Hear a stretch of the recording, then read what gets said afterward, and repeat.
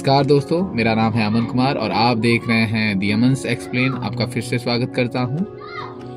और आज मैं जिस मुद्दे पे बात करने वाला हूं वो बहुत ही गंभीर मुद्दा है।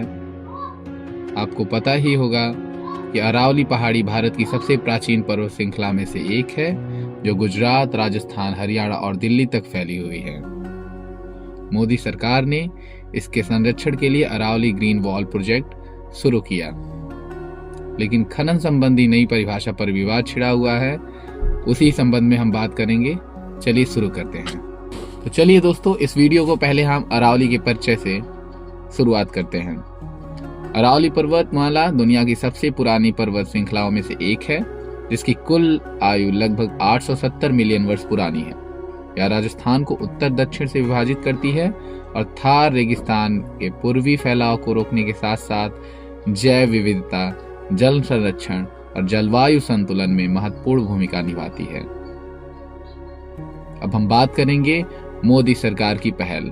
मई 2025 में प्रधानमंत्री नरेंद्र मोदी जी ने विश्व पर्यावरण दिवस पर Aravalli green wall project launch किया है, जो लगभग 700 किलोमीटर की लंबी अरावली श्रृंखला के पास 5 किलोमीटर बफर जोन से हरित पट्टी विकसित करेगी। यह परियोजना दिल्ली, राजस्थान, हरियाणा और गुजरात के 29 जिलों में वनीकरण, जल स्रोतों के पुनरुद्धार और मिट्टी संरक्षण पर केंद्रित है। जैसे 1000 नर्सरीज स्थापित किए जाएंगे।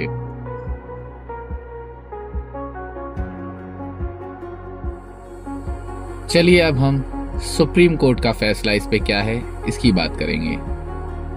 नवंबर 2025 में सुप्रीम कोर्ट ने केंद्र सरकार की सिफारिश स्वीकार करते हुए अरावली पहाड़ी की परिभाषा तय की। स्थानीय ऊंचाई से लगभग 100 मीटर या अधिक ऊंचाई वाली भूमि को अरावली माना जाएगा।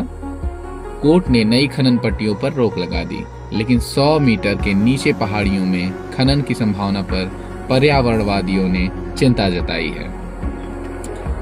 अब जानते हैं इस परियोजना का विवाद क्या है। असल में विवाद ये है कि कांग्रेस नेता सोनिया गांधी और पर्यावरण कार्यकर्ताओं ने आरोप लगाया है कि नई परिभाषा में 90% अरावली क्षेत्र खनन के लिए खुल जाएगा, जो अवैध खनन माफियाओं को फायदा पहुंचाएगा। सुप्रीम कोर्ट द्वारा अरावली पहाड़ी के 100 मीटर ऊंचाई वाले नई परिभाषा से लगभग 90 से 92% क्षेत्र संरक्षण के दायरे से बाहर हो सकते हैं, जिसमें खनन और निर्माण बढ़ने का खतरा है।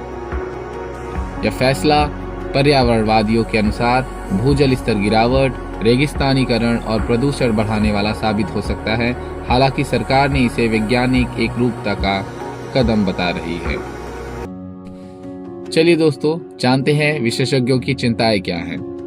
पर्यावरणवादी जैसे नीलम अहलुवालिया का कहना है कि यह अरावली की निरंतरता को तोड़ देगा, जिससे थार रेगिस्तान का पूर्वी फैलाव बढ़ेगा और वायु गुणवत्ता बिगड़ेगी। पूर्व सीएम अशोक गहलोत ने 80% क्षेत्र नष्ट होने की आशंका जताई है, जबकि आलोचक इसे पर्यावरण के लिए मौत का फरमान बता रहे हैं। केंद्र सरकार के अनुसार यह परिभाषा सीमाओं की अस्पष्टता दूर करेगी और वैज्ञानिक मैपिंग के कोर क्षेत्र सुरक्षित रहेंगे। सुप्रीम कोर्ट ने सतत खनन योजना का आदेश दिया है, जो संरक्षण और विकास संतुलित करेगी। अब हम जानेंगे कि 100 मीटर नियम से कौन कौन से क्षेत्र संरक्षण से बाहर होंगे। 100 मीटर नियम से अरावली श्रृंखला के कुल 12,081 पहाड़ी में से केवल 1,048 संरक्षण के दायरे में रहेगी। बाकी 90 से 92 निचली पहाड़ियां, रेंजेस, घाटियां बाहर हो जाएंगी। यह मुख्य रूप से हरियाणा के गुरुग्राम, फरीदाबाद, नूह, राजस्थान के अलवर, जयपुर क्षेत्र और गुजरात के साबरकांठा जैसे जिलों को प्रभावित करेगा। इससे खनन और निर्माण की अनुमति बढ़ सकती है।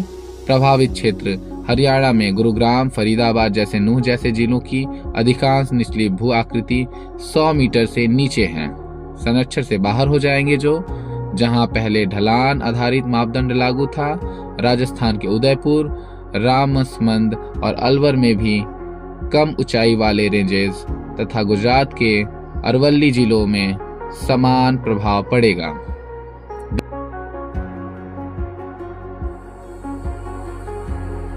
दोस्तों, दिल्ली के आसपास की अरावली पट्टी भी आंशिक रूप से प्रभावित होंगी। मैपिंग का आधार forest survey of India FSI की आंतरिक रिपोर्ट के अनुसार स्थानीय ऊंचाई लोकल रिलीफ से 100 मीटर ऊपर उठने वाली भूमि भी अरावली हिल मानी जाएगी, जिसमें ढलान और आसपास के क्षेत्र शामिल होंगे। 500 मीटर दायरे में 2 या अधिक ऐसे पहाड़ियों का समूह अरावली रेंज बनेगा, लेकिन निचली संरचनाएं बाहर रहेंगी। संरक्षणीय हानि निचली पहाड़ी वन्य कॉरिडोर भूजल रिचार्ज धूल रोकने का काम करती है, जो अब असुरक्षित हो जाएंगे। खासकर थार रेगिस्तान से सटे इलाकों में पर्यावरणवादियों के अनुसार इससे NCR में प्रदूषण और रेगिस्तानीकरण तेजी होगा। दोस्तों, अरावली का संकट चरम पर पहुंचा। 100 मीटर नियम से 90% क्षेत्र खनन के लिए खुला, भूजल सूख रहा, NCR जल युद्ध की ओर। सुप्रीम कोर्ट की योजना बचेगी या माफिया जीतेंगे? आपका क्या विचार है? कमेंट में बताएं दी अमन्स एक्सप्लेन पर। तो चलिए अगले वीडियो में मिलते हैं, तब तक के लिए धन्यवाद।